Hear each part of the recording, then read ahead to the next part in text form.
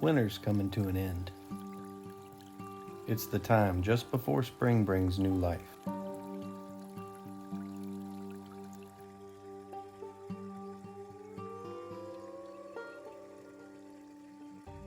Finally, the conditions are just right to harvest black walnut syrup.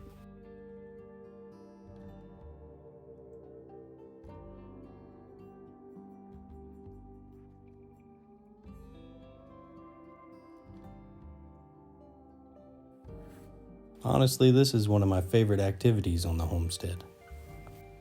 After being cooped up in the house all winter, this particular chore signifies the start of many more chores to come. It eases me back into a lifestyle of preparation and harvesting what the earth has to offer during spring and summer's abundance.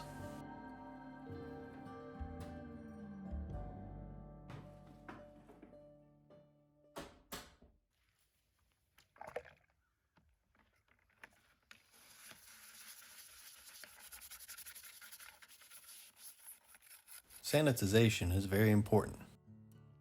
A little bit of soap and water and a splash of bleach is going to help mitigate any bacteria from contaminating the sap. I need to find some more food-grade buckets because I want to tap more trees this year. I found a fellow on Marketplace who was right down the road who had an unlimited supply of honey buckets. I may have spent my last $20, but I got 5 more buckets.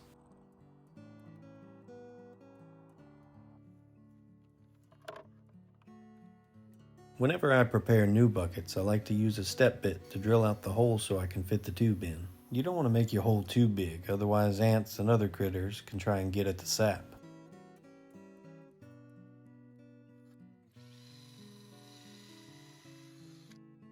Here's a quick word of advice. Make sure you store your equipment inside after you're finished with it. I left this bucket lid outside for over a year. It became sun damaged and brittle.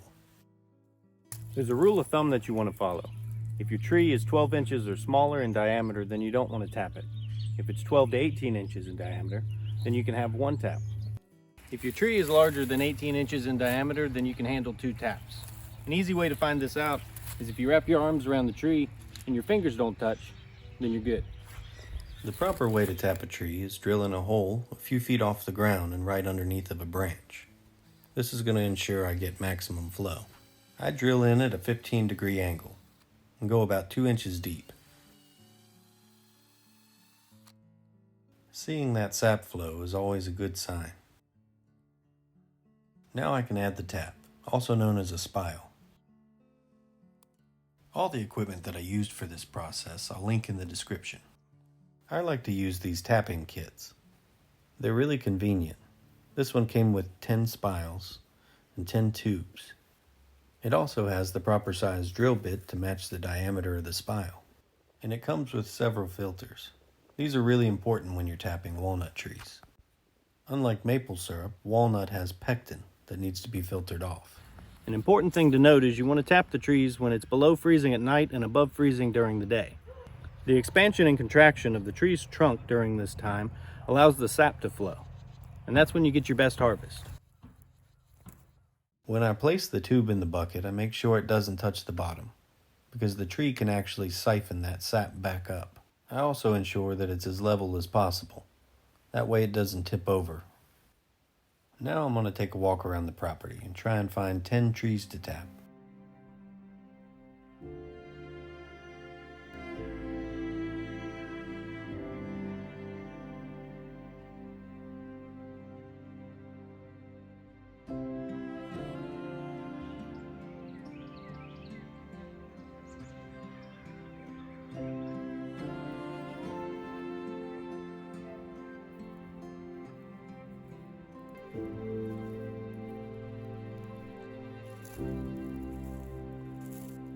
If you're having trouble identifying a walnut tree because it's winter and there aren't any leaves, it's totally understandable.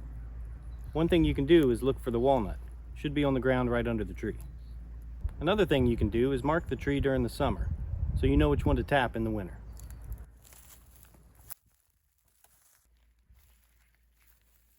So I found all 10 trees that I want to tap. I'm going to do that tonight, and tomorrow we'll come back and see how much sap we got.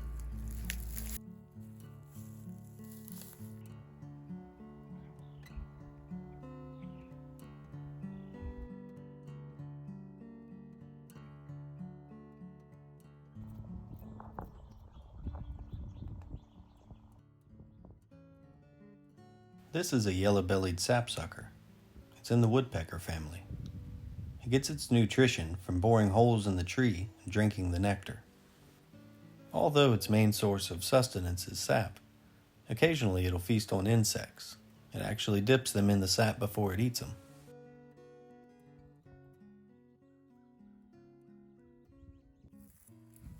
I've had a lot of people ask me if it's harmful to tap a tree for syrup. Well, trees are a lot more resilient than you think. Behind me is a sugar maple. Sapsuckers have bored thousands of holes into this one tree, and they do this to every sap-bearing tree they can find. If done properly, the 1 or 2 holes that I drill will have no adverse health effects on the tree. It's time now to go check all the buckets from yesterday. Don't be discouraged if you notice a difference between the volume of sap that each tree yields. Several factors, including the temperature, the location, and the tree itself, dictate how much sap the tree bears. This process actually works out well. On cold days, the sap doesn't flow as much. This means I get to take a few days to gather enough sap to boil down. As long as the temperature of the sap stays below 38 degrees, I can leave it out for a few days. Anything warmer than that and it'll start to spoil rather quickly. But on a warm day, the sap can flow so fast that I find myself trying to keep up with the amount that I have to process. This morning I gathered 12 gallons. Now I can condense that down on the sap evaporator.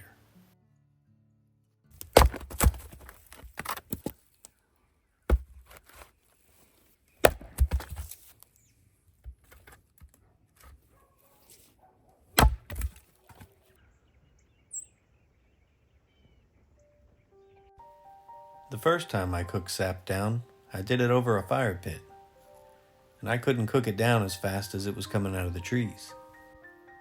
A few years ago, I made this sap evaporator out of a 55-gallon drum and a barrel stove kit. It works well, but it does have its limitations.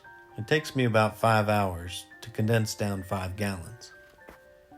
That just means I gotta start pretty early to get 12 gallons boiled down.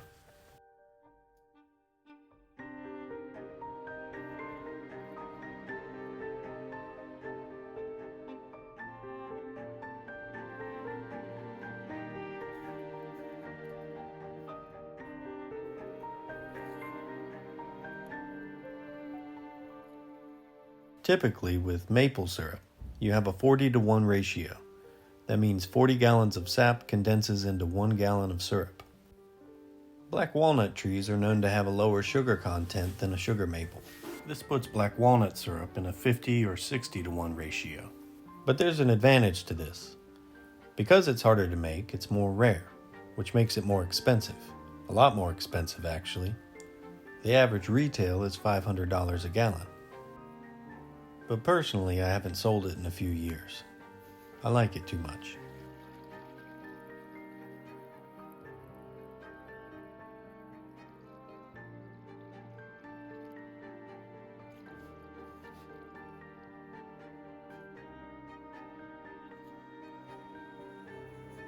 I've had a lot of people ask me, why can't you just do this in your kitchen?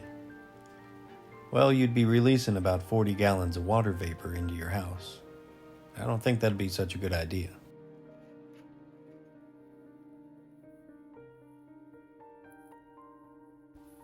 Once I maintain my fire at a steady temperature, I'll continue to add sap to the trays until I've used it all up, and then I'll continue to condense it into a manageable volume.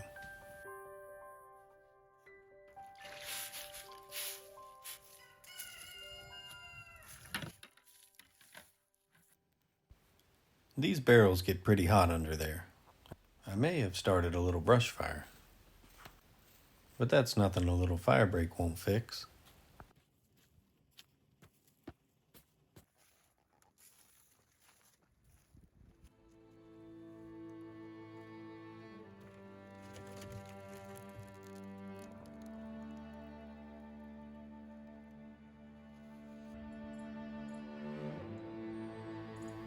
To me, it doesn't get any better than this. I get to relax in solitude by the warmth of a fire, watching something tangible be created by my efforts.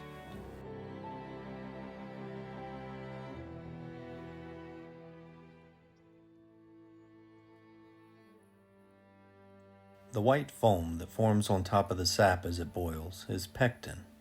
I scoop it off as it forms to help me with the next process.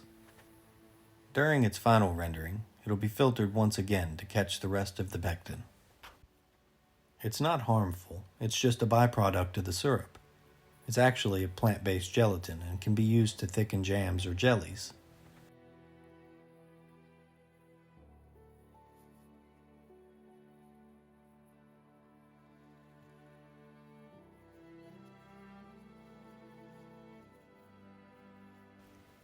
Today's batch is almost finished. Once it's condensed down enough, I'll add it to a pot. And every day that I cook down sap, I'll top the pot off. This will be stored in the freezer until I'm ready to top it off again. For the rest of the season, I'll continue to harvest the sap, and I'll condense it down until the trees no longer use it as a natural frost deterrent, but rather a nourishment that they send up to the tips of their branches to feed the new growth, and they partake in that timeless cycle of life as early signs of spring start to show.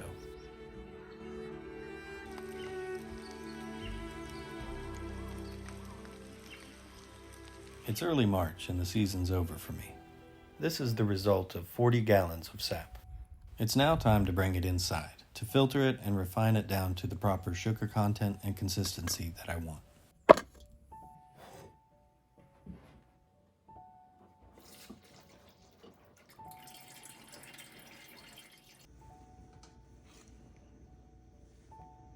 In your filter, you'll find a buildup of pectin. This can be saved and stored in the refrigerator or freezer. It's basically a walnut jelly.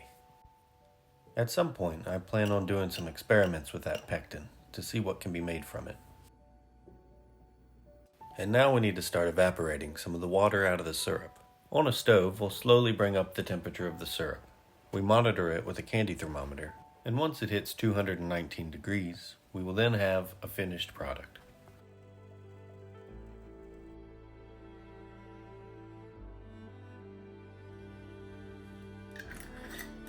This arduous task isn't for everyone, but it gives me an appreciation for the trees and what they have to offer, not only to me, but to all creatures. In one form or another, the black walnut tree provides, and a lot more than just sustenance.